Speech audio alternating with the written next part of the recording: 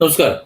തങ്ങൾക്ക് ഇഷ്ടമില്ലാത്ത നേതാക്കളെ, അത് ആര് തന്നെ ആയിരുന്നാലും, എത്ര വലിയ നേതാവായാലും, ഏത് പ്രാദേശിക നേതാവായാലും, ഒരു പെണ്ണ് കേസിൽ കുടുക്കി മൂലക്കിരുത്തുക എന്നുള്ളത് CPM-ന്റെ ഒരു തന്ത്രമാണ് എന്ന് പൊതുവെ ഒരു ധാരണയുണ്ട്.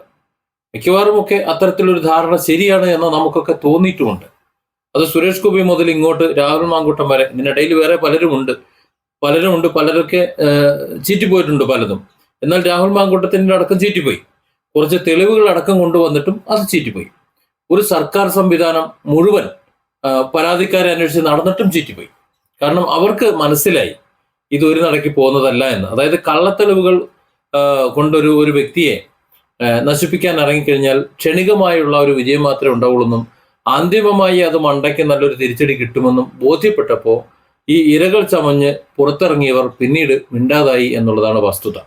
അങ്ങനെ വന്നപ്പോൾ CPM എന്താണോ ഉദ്ദേശിച്ചത് അത് നടക്കാതെയും വന്നു. അതായത് രാഹുൽ മാങ്കൂട്ടം എന്ന് പറയുന്ന അവർക്ക് ഭീഷണിയായി വരുന്ന ആ ചെറുപ്പക്കാരൻ, എന്തും ഏതും ചോദ്യം ചെയ്യാനുള്ള ഗഡ്സുള്ള ചെറുപ്പക്കാരൻ, യൂത്ത് കോൺഗ്രസിലെ എതിരാളികളില്ലാത്ത ഒരു ചെറുപ്പക്കാരൻ, അത്തരത്തിലുള്ള ചെറുപ്പക്കാരനെ കൂടി ഒരു പെണ്ണ് കേസാണല്ലോ ഏറ്റവും സുഖം, നാറ്റിച്ച് വീട്ടിലിരുത്താൻ പറ്റിയേ, അത്തരത്തിലൊരു കേസിൽ പെടുത്തി വീട്ടിലിരുത്തി കഴിഞ്ഞാൽ ഒരു ആശ്വാസമാകും. ജനപിന്തുണ ഉണ്ടാവില്ല, അയാളെ ഒതുക്കി കളയാം, അയാൾ പിന്നെ രാഷ്ട്രീയത്തിലേക്കേ വരില്ല, വല്ല കൂലിപ്പണി എടുത്ത് എവിടെയെങ്കിലും പോയി ജീവിച്ചോളും എന്നൊക്കെയാണ് കരുതിയത്. എന്നാൽ കേരളത്തിലെ ജനസമൂഹം, ലക്ഷക്കണക്കിന് വരുന്ന ജനസമൂഹം രാഹുൽ മാങ്കൂട്ടത്തിനോടൊപ്പം നിന്നപ്പോൾ ഈ വിഷയം ഉണ്ടാകുന്നതിന് മുമ്പ് എത്രത്തോളം ജനപിന്തുണയാണ് രാഹുൽ മാങ്കൂട്ടത്തിന് ഉണ്ടായിരുന്നത്, അതിലേറെ ഉണ്ടാകുന്നതാണ് കണ്ടത്. രാഹുൽ മാങ്കൂട്ടത്തിൽ എന്തായാലും അതിശക്തമായി തിരിച്ചു വരും എന്ന കാര്യത്തിന് സംശയമില്ല. പക്ഷെ അതിനെ പ്രതിരോധിക്കാൻ വേണ്ടി കോൺഗ്രസ് നേതൃത്വമാണോ മറ്റൊരു നാടകം പടച്ചിറക്കിയത് എന്നാണ് ഇപ്പോൾ സംശയം. ഒരു കഥ പ്രചരിക്കുന്നുണ്ടല്ലോ, ഒരു MLA മറ്റൊരു ഒരു വനിതാ നേതാവിന്റെ വീട്ടിൽ ചെന്ന്, ഭർത്താവില്ലാത്ത സമയത്ത് ചെന്ന് അവർ തമ്മിൽ എന്തൊക്കെയായി പിടിച്ചു എന്നുള്ള കഥ എന്നാണ് ഞാനും ഇപ്പോഴും പറയുന്നത്. ആ കഥ രാഹുൽ മാങ്കൂട്ടത്തിനോടുള്ള അവരുടെ ഒരു പ്രചരണ രീതി കണ്ടപ്പോൾ ഒരല്പം തിരിച്ചടി കൊടുക്കണമെന്ന് കരുതി ഞാൻ പറഞ്ഞിട്ടുണ്ട് എന്നല്ലാതെ അത്തരത്തിലുള്ളൊരു സംഭവം ഉണ്ട് എന്ന് ഒരിക്കലും ഞാൻ വിശ്വസിക്കുന്നില്ല. കാരണം ഇത്തരത്തിൽ എന്തെങ്കിലും സംഭവം ഉണ്ടെന്നുണ്ടെങ്കിൽ എന്തെങ്കിലും ഒരു ഫോട്ടോ ക്ലിപ്പെങ്കിലും, കാര്യം നാട്ടുകാരെ മുഴുവനാണല്ലോ ഇവിടെ വിളിച്ചു കൂട്ടിയത്, അകത്തൊരു പക്ഷേ ആൾ ആത്മഹത്യ ചെയ്ത് നിൽക്കുകയാണോ, നല്ല ബോധം കെട്ട് കിടക്കുകയാണോ, എന്താണ് സംഭവം എന്നറിയാൻ വേണ്ടി ഇന്നത്തെ കാലത്ത് മൊബൈലും ക്യാമറയും ഓണാക്കിക്കൊണ്ടായിരിക്കും എല്ലാവരും ചെല്ലുന്നത്.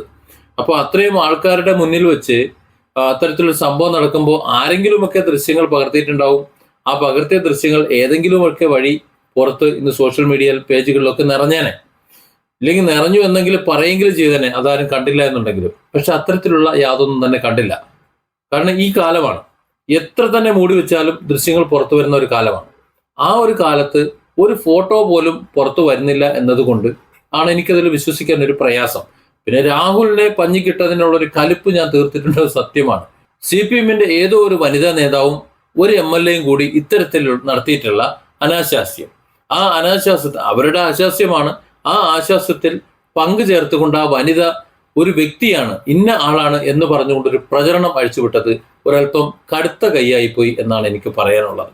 KJ ഷൈൻ എന്ന ഒരു അധ്യാപിക, ആ അധ്യാപികയുടെ പേരിലേക്ക് അതെടുത്ത് ചാർത്തി വെച്ചുകൊണ്ട് അവരാണ് ആ കേസിലെ ഈ പറഞ്ഞ കക്ഷിയെന്നും അവരെയാണ് MLA ബുദ്ധിമുട്ടിച്ചത്, അവരെയും MLA-യുമായിട്ട് ചേർന്നിട്ടാണ് പിടിച്ചത് എന്നൊക്കെ രീതിയിലുള്ള വാർത്തകൾ അവരുടെ ചിത്രങ്ങൾ സഹിതം പ്രചരിപ്പിക്കുമ്പോൾ സത്യത്തിൽ ചില കാര്യങ്ങൾ നമ്മൾ ഒന്ന് ഓർക്കേണ്ടതുണ്ട്.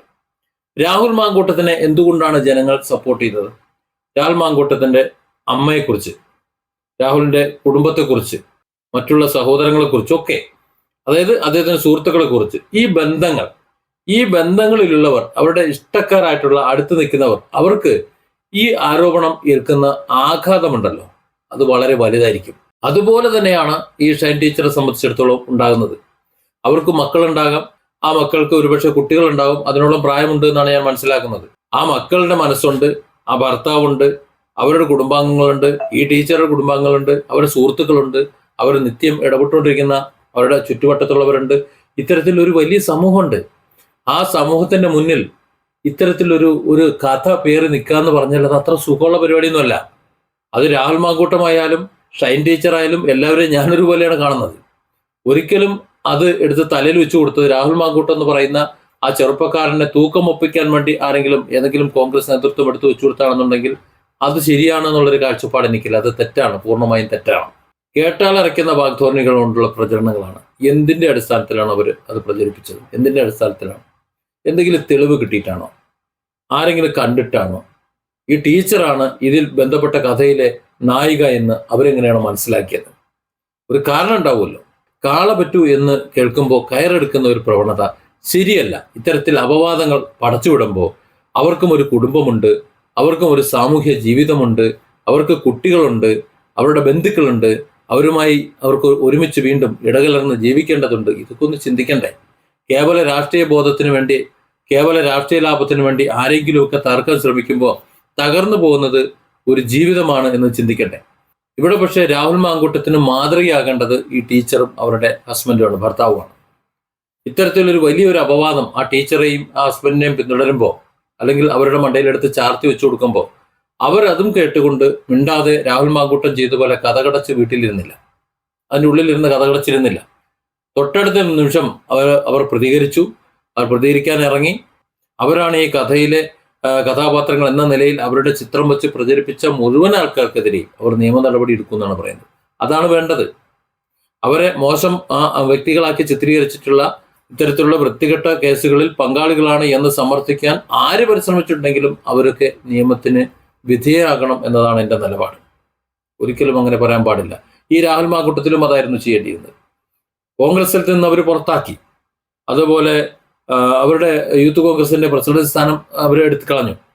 തുടക്കത്തിലെ വന്ന് അദ്ദേഹത്തിനെതിരെ പ്രചരിച്ചിട്ടുള്ള വോയിസ് നോട്ടുകളുടെ വസ്തുത വിളിച്ചു പറഞ്ഞ് അത് ഇന്ന സാഹചര്യത്തിൽ ഇന്ന സന്ദർഭത്തിൽ ഞാൻ സംസാരിച്ചതാണ് എന്ന് പറഞ്ഞിരുന്നെങ്കിൽ ആ വോയിസിന് ഒരു ക്ലാരിറ്റി വന്നേനെ. അതോടുകൂടി അത് അവസാനിച്ചേനെ. ഞാനും എൻ്റെ സുഹൃത്തും കുറച്ചു കാലം ബന്ധമുണ്ടായിരുന്നു. പിന്നെ ഞങ്ങൾ വ്യക്തിപരമായ കാരണങ്ങളാൽ ഞങ്ങൾ അകന്നു. അതിൽ എന്നെ കുടുക്കിലാക്കാൻ വേണ്ടി, എന്നെ ട്രാപ്പിലാക്കാൻ വേണ്ടി എന്നോട് കളവ് പറഞ്ഞുകൊണ്ട് ആ വോയിസ് റെക്കോർഡ് ചെയ്ത് വെച്ചതാണ് എന്നൊരു വാക്ക് രാഹുൽ മാങ്കൂട്ടത്തിൽ പറഞ്ഞാൽ പോരെ. ആ വോയിസിന്റെ അത് അവസാനിക്കുമല്ലോ. ചാറ്റ് ഹിസ്റ്ററിയൊക്കെ ആർക്കും ഉണ്ടാക്കാവുന്നതാണ്. അപ്പോൾ അത്തരത്തിൽ അവിടെ ഒളിച്ചിരിക്കാതെ ഇറങ്ങി സംസാരിച്ചിരുന്നുവെങ്കിൽ, മാധ്യമങ്ങളോട് സംസാരിച്ചിരുന്നുവെങ്കിൽ, കേരളത്തിലെ ജനങ്ങളോട് സംസാരിച്ചെങ്കിൽ ഒരുപക്ഷെ രാഹുൽ മാങ്കൂട്ടത്തിന് ഇന്നത്തെ ഈ സ്ഥിതി ഉണ്ടായിരിക്കുക എന്നാണ് എനിക്ക് തോന്നുന്നത്.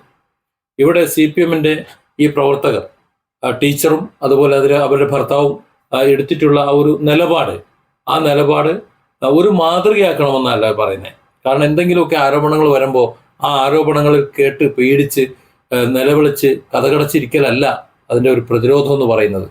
ആരൊക്കെയാണോ അങ്ങനെ പ്രചരിപ്പിക്കുന്നത് അവരെ പ്രതിരോധിച്ച് തങ്ങളുടെ നില എന്താണ്, വസ്തുത എന്താണെന്ന് കൊടുക്കാൻ കഴിയുമെന്നുണ്ടെങ്കിൽ അത് ചെയ്തു കൊടുക്കുകയാണ് ചെയ്യേണ്ടത്. അതാണ് ഇവിടെ ടീച്ചറും ഭർത്താവും ചെയ്യുന്നത്. ചുരുക്കം പറഞ്ഞാൽ എനിക്ക് മനസ്സിലാകുന്നത് കോൺഗ്രസിന്റെ ഒരു വിഭാഗം ഈ കഥകളെ ഈ ടീച്ചറുടെയും ഈ ഭർത്താവിൻ്റെയും തലയിലേക്ക് വെച്ചു കൊടുത്തുകൊണ്ട് പ്രചരിപ്പിക്കാൻ ശ്രമിച്ചു എന്നുള്ളത് സത്യമാണ്. അതുകൊണ്ട് എന്താ സംഭവിച്ചെന്ന് വെച്ച് കഴിഞ്ഞാൽ രാഹുൽ മാങ്കൂട്ടത്തിൽ എന്ന ഒരു ചെറുപ്പക്കാരൻ, ആ ചെറുപ്പക്കാരനെ അടിച്ചൊതുക്കാൻ വേണ്ടി CPM-ഉം കിഴവന്മാരും ശ്രമിച്ചിട്ടുള്ള ശ്രമത്തെ അതിജീവിച്ചുകൊണ്ട് ജനങ്ങളുടെ പിന്തുണയോടുകൂടി രാഹുൽ മാങ്കൂട്ടത്തിൽ കയറി വരുമ്പോൾ അതേ രാഹുൽ മാങ്കൂട്ടത്തെ വീണ്ടും പടുകുഴിയിലേക്ക് തള്ളിവിടാൻ അടിക്കാനൊരു വടി കൂടി ഇതേ കോൺഗ്രസ് നേതൃത്വം വീണ്ടും ഉണ്ടാക്കി കൊടുത്തു എന്നുകൂടി നമ്മൾ ഓർക്കണം. Different angles. Don't forget to subscribe and support this channel.